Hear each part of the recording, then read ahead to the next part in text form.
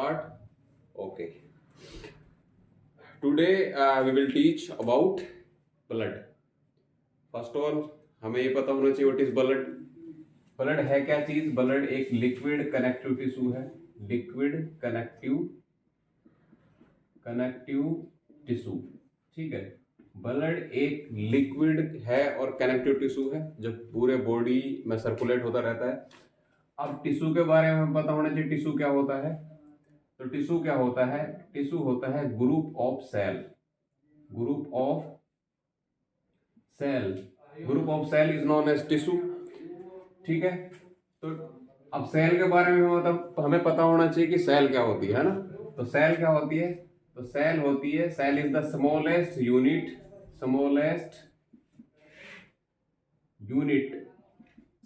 Unit of the body.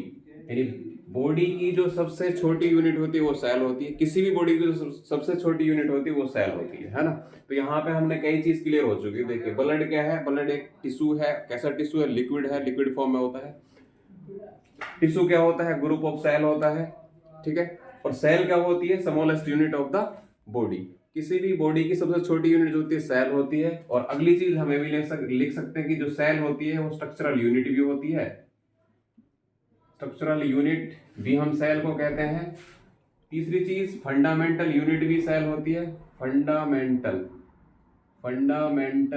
Unit भी कह सकते हैं इसको हम. ठीक है. और चौथी चीज हम इसको फंक्शनल यूनिट भी कह सकते हैं. फंक्शनल यूनिट है ना. तो सेल का कितने, देखो सेल को क्या क्या कह सकते हैं. देखो सबसे पहली चीज cell is the smallest unit, structural unit, fundamental unit and functional unit of the body. है ना. तो ये सारी चीजें हमें ध्यान रहनी चाहिए. स्मॉलेस्ट यूनिट क्यों कहते हैं इसको? क्योंकि ये सबसे छोटी होती है ना. स्ट्रक्चरल यूनिट क्यों कहते हैं? क्योंकि यही मिलकर क्या बनाती है? स्ट्रक्चर बनाती है. फंडामेंटल यूनिट क्यों कहते हैं? क्योंकि सबसे पहले यही बनती है. फंक्शनल यूनिट क्यों कहते हैं? क्योंकि जो भी हमारी बॉडी के अंदर जो फंक्शन हो रहे हैं उन फंक्शन को भी कौन कर रही है? सेल कर रही है ना. तो इसलिए सेल बहुत इंपॉर्टेंट चीज है. तो हम ब्लड के बारे में हमने पढ़ना है. तो ब्लड जो है हमारे पास जो ब्लड होता है उसके दो पार्ट होते हैं. ब्लड के कितने पार्ट होते हैं? दो पार्ट होते हैं. देखिए एक तो होता है लिक्विड पार्ट. ब्लड का एक लिक्विड पार्ट होता है, एक होता है सॉलिड पार्ट. ठीक है भाई. Liquid part and solid part होता है. सॉलिड पार्ट को हम कहते हैं प्लाज्मा. ठीक है. और जो लिक्विड पार्ट को कहते हैं प्लाज्मा. और जो सॉलिड पार्ट होता है उनको कहते हैं हम ब्लड कार्पस्कल्स या ब्लड सेल भी कह सकते हैं. ठीक है. और ब्लड सेल में क्या क्या चीज हो सकती है? इन ब्लड सेल में हो सकती है क्या क्या हो सकती है? आरबीसीज हो सकती हैं, डब्ल्यूबीसीज हो सकती हैं. ठीक है. और क्या होंगी? प्लेटलेट्स. तो ये क्या होती है? ब्लड की सेल होती है ना. इन चीजों से मिलकर ब्लड बना होता है. अब जो लिक्विड पार्ट होता है जिसको हम प्लाज्मा कह रहे हैं वो कितना परसेंट होता है? वो होता है, यहां पे लिख देता हूं नीचे, जो प्लाज्मा होता है उसका परसेंटेज कितना होता है बॉडी के, उसके ब्लड के अंदर. तो इसका परसेंटेज होता है 55%. 55% part of blood is plasma. ठीक है भाई. 55% ऑफ ब्लड यानी 55% जो पार्ट होता है ब्लड का वो क्या होता है? प्लाज्मा होता है. और जो सॉलिड पार्ट होता है जिसको हम डब्ल्यूबीसीज, आरबीसीज और प्लेटलेट्स कह रहे हैं वो कितना होता है? 45%. यानी जो सॉलिड पार्ट होता है, सॉलिड पार्ट जो होता है ब्लड का वो कितना होता है? 45%. लेकिन इसमें भी एक चीज और देखनी है. इस प्लाज्मा में भी क्या होता है? देखिए इस प्लाज्मा जो है ना, ये 55% प्लाज्मा जो, इस प्लाज्मा का भी 92% जो है क्या होता है? वाटर होता है. 92% क्या होता है? वाटर. ठीक है. यानी कि इस प्लाज्मा के अंदर 92% क्या है? वाटर है. जिसकी वजह से क्या है? लिक्विड है. बाकी जो पार्ट है इसमें वो क्या होते हैं? कुछ साल्ट वगैरह होते हैं भाई. ठीक है. इसी प्लाज्मा के अंदर क्या होते हैं? कुछ प्रोटीन होती है जो एंटीबॉडीज भी इसके अंदर ही होती हैं. ठीक है. अब एंटीबॉडीज क्या होती है? ये चीज हमें पता होना चाहिए कि एंटीबॉडीज क्या होती है। तो एंटीबॉडीज क्या होते हैं, प्रोटीन होती है जो क्या करती है, पैथोजन से लड़ती है, विच फाइट्स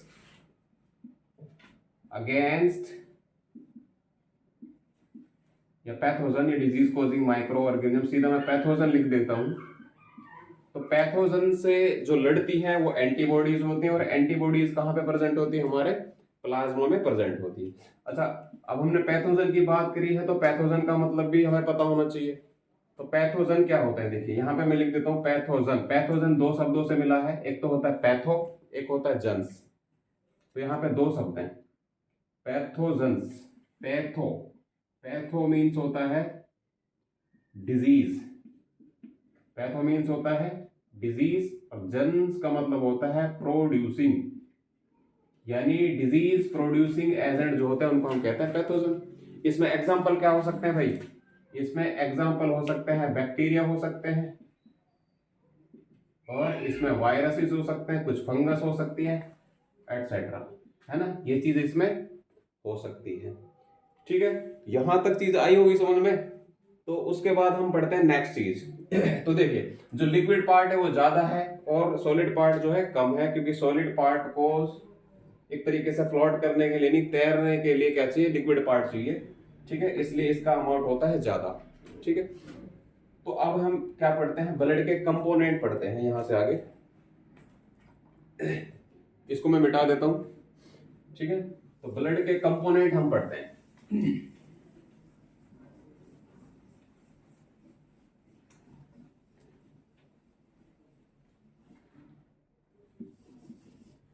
तो यहां पे हम पढ़ लेते हैं component of blood.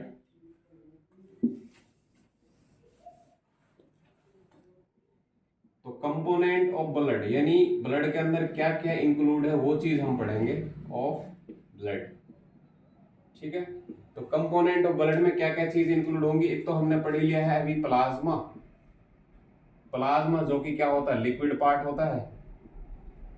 Liquid part of blood is known as plasma which is 55%, ये हमने पढ़ लिया है। और दूसरी चीज क्या होती है, WBCs और RBCs और प्लेटलेट्स, ये चीज भी हमने अभी डिस्कस की है, लेकिन अब हम इन चीजों को खोलकर थोड़ा सा पढ़ते हैं। प्लाज्मा के बारे में हमने पढ़ लिया है ना। उसके बाद हम पढ़ते हैं, चलो सबसे पहले हम पढ़ लेते हैं RBCs पढ़ते हैं।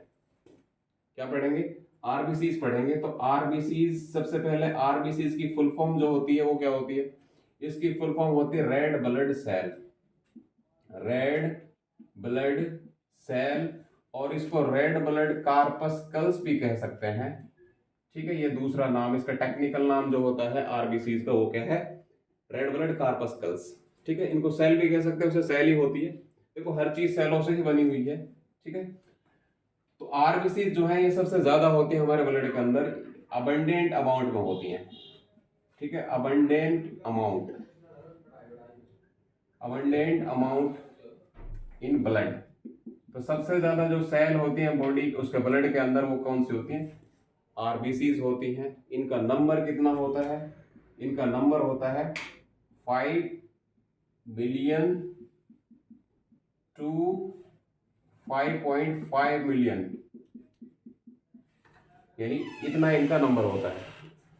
5 से लेकर 5.5 मिलियन तक इसका नंबर होता है RBCs का हमारे ब्लड के अंदर। और सबसे इंपॉर्टेंट बात क्या है कि ये विदाउट न्यूक्लियस होती हैं। कैसी होती हैं, विदाउट न्यूक्लियस, विदाउट न्यूक्लियस यानी विदाउट न्यूक्लिएटेड होती हैं ये सेल जो होती है। ठीक है, जो RBCs होती है, इनकी शेप जो होती है RBCs की वो होती है बाई कनकेव, बाई कनकेव इनकी शेप होती है RBCs की। ठीक है, अब RBCs बनती कहां पर है वो चीज भी हमें पता होना चाहिए। तो फॉर्मेशन ऑफ RBCs कहां होती है, formation of RBCs take place in bone marrow. Bone marrow में इनकी क्या होती है, फॉर्मेशन होती है। और बोन मेरो होती क्या है, हमारी बोन्स के अंदर खोखला पार्ट होता है जिसके अंदर क्या होती है, RBCs बनती हैं, ठीक है। उसके बाद आरबीसी के पास एक आयरन कंटेनिंग पिगमेंट होता है जिसका नाम है हीमोग्लोबिन, यानी मैं लिख सकता हूं कि they contain iron containing pigment, iron containing pigment जिसका नाम है haemoglobin, which is known as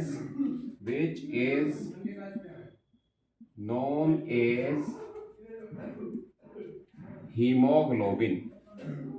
इसको हम कहते हैं हीमोग्लोबिन, ठीक है। आरबीसी के पास जो आयरन कंटेनिंग पिगमेंट होता है उसको क्या कहते हैं हम? हीमोग्लोबिन कहते हैं, है ना। तो हीमोग्लोबिन का काम क्या है वो भी हम देख लेते हैं। तो यहां तक इसको मैं ऊपर से मिटा देता हूं या फिर यहां पे लिख देता हूं, ठीक है। मैं इसको यहाँ पे इस वाली जगह पे लिख देता हूँ। देखो हीमोग्लोबिन का काम क्या है। हीमोग्लोबिन भी दो शब्दों से बना है। हीमोग्लोबिन भी दो शब्दों से बना है। कौन कौन से शब्द है? एक तो है इसमें हीम, और हीम का मतलब होता है आयरन, ठीक है। और ग्लोबिन क्या होती है? प्रोटीन होती है। ग्लोबिन क्या होती है? ये होती है एक प्रोटीन, ठीक है। तो आयरन, या आपको पता होगा आयरन जब ऑक्सीजन के कांटेक्ट में आता है तो क्या बना लेता है? आयरन ऑक्साइड बना लेता है। तो आयरन ऑक्साइड का कलर कैसा होता है? रेड होता है, जिसकी वजह से हीमोग्लोबिन भी रेड होता है, जो ब्लड को रेड कलर प्रोवाइड करता है ना। तो अब आरबीसी, इसका हीमोग्लोबिन का काम क्या है? इसका हीमोग्लोबिन का जो काम है ना, इसका काम होता है ऑक्सीजन ट्रांसपोर्ट करना। इसका काम होता है ट्रांसपोर्टेशन ऑफ ऑक्सीजन, यानी ऑक्सीजन को ट्रांसपोर्ट करता है कौन? हीमोग्लोबिन, जो कि आरबीसी के अंदर होता है, ठीक है। उसके बाद अगली जो नेक्स्ट चीज हम पढ़ेंगे, इसको मैं मिटा देता हूं यहां से। आरबीसी हमने ये देख लिया कितना नंबर होता है, हमने ये देख लिया सबसे ज्यादा सेल होती हैं आरबीसी जो होती हैं। उसके बाद हम देखेंगे इसका लाइफ स्पैन कितना होता है। लाइफ स्पैन कितना होता है आरबीसी का? तो लाइफ स्पैन इनका होता है 120 डेज, यानी 120 डेज में रिप्लेस हो जाती है आरबीसी जो लाइफ होती है इनकी। उसके बाद अब ये जब रिप्लेस होती है, डैमेज होती है, तो जाती कहां पर है? इनका एक ग्रेवयार्ड भी होता है। तो graveyard of RBC, graveyard of RBCs, graveyard of RBCs, इसको हम कहते हैं स्प्लीन, ठीक है। तो स्प्लीन एक ऐसा ऑर्गन है जो आरबीसीज का ग्रेवयार्ड इसको कहा जाता है, यानी आरबीसीज का कब्रिस्तान। तो ऑल ओवर हमने आरबीसीज के बारे में देखा, जिसमें बहुत सारे इंपॉर्टेंट क्वेश्चन हैं। जैसे फॉर एग्जांपल यही क्वेश्चन बन जाता है कि कितना लाइफ स्पैन होता है। ये क्वेश्चन बन जाता है ग्रेवयार्ड ऑफ स्प्लीन, क्या नाम है, आरबीसीज किसको कहा जाता है। ये क्वेश्चन बन जाता है कि कौन सा पिगमेंट इसके अंदर होता है, ठीक है। ये क्वेश्चन बन जाते थे कौन सी सेल ऐसी है जिनके पास न्यूक्लियस नहीं है, तो आरबीसी ऐसी सेल जिनके पास न्यूक्लियस नहीं है। तो I hope you will understand very well about RBCs and blood component. तो आज के लिए हम इतना ही पढ़ेंगे, बाकी डब्ल्यूबीसीज और प्लेटलेट्स के बारे में हम नेक्स्ट वीडियो में पढ़ेंगे, ठीक है।